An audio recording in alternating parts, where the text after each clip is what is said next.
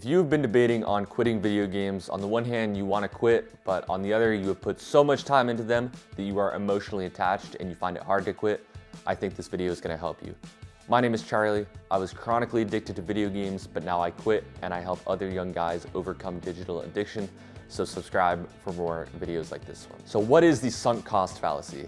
It's basically where you know you're wasting your time or energy on something, but you don't want to leave it behind because you're so invested in it. I'll give you an example from when I played a few years ago. I was insane at this game called Brawl Stars, but the one thing that I had not bothered to do was get a character to the highest rank.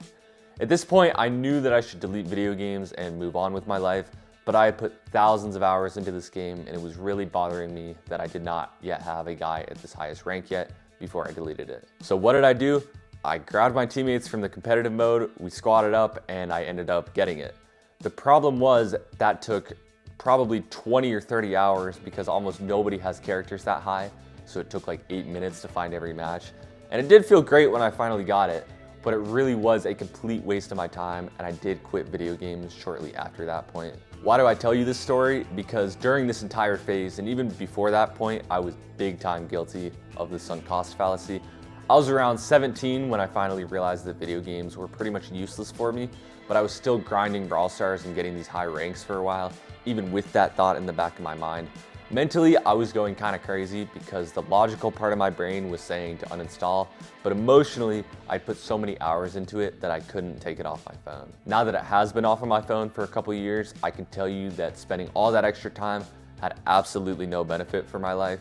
The only difference it made was wasting more of my time, even when I knew it had to go, and prolonging the addiction that took up such a huge portion of my teenage years. There's a good chance that you are in some sort of situation like this currently. You've played video games for a while and you maybe have one or two that you're particularly attached to, but you know that you should quit and that you're wasting your time and that you should get on with your life and lock in. And this dichotomy is probably messing with your mind a little bit, since you know what the right choice is, but you're addicted and you can't seem to quit. I am here to tell you to quit, and then that is the right choice. I don't know your specific situation, but I assume it's something to do with the fact that you know that your life is getting more serious and that you should lock in and get off of your computer. This is the rational thought in your brain, and the only reason that you've not yet followed it is because of your emotional connection, aka the sunk cost fallacy. As young men, we should be choosing the rational thoughts in our brains over the emotional attachments in pretty much all areas of life, and video games for many of us is certainly a big one of them. Since you logically know what the right choice is, now you actually have to overcome the sunk cost fallacy that is in your heart more. The first thing that you have to realize is that you cannot change the past, so if you spent thousands of hours on video games, that's just kind of a fact that you have to forget about. It's not really relevant to the present moment, and it's definitely not relevant to what you should be doing in the future. You should make your decision to quit based on how you want that future to go, not how the past has gone. Just pretend for a second that you had never played video games before and somebody comes up to you and asks if you would like to waste 5 or 10 or 20 hours a week on this random game. Obviously you would say no. So you should also say no in your current situation, since you understand that you're wasting your time at this point. Even if you're one rank away from the highest or something the way I was, if you plan to quit video games and you know that you don't want to come back ultimately, there's no point wasting your time to get something that you won't use and that will not help you in real life. I'm going to give you a quick analogy. So let's say you're quite overweight, about 50 pounds above where you want to be, and for a while you've been steadily gaining 5 pounds every year, and before you know it, it's out of control. You could keep the same lifestyle and say, since I'm already so out of shape, I might as well keep a comfortable lifestyle even if it keeps adding a few more pounds. It's not that much of a difference anymore. Or you could say, okay, this is out of control. I'm gonna stop gaining weight and I'm gonna start cutting down.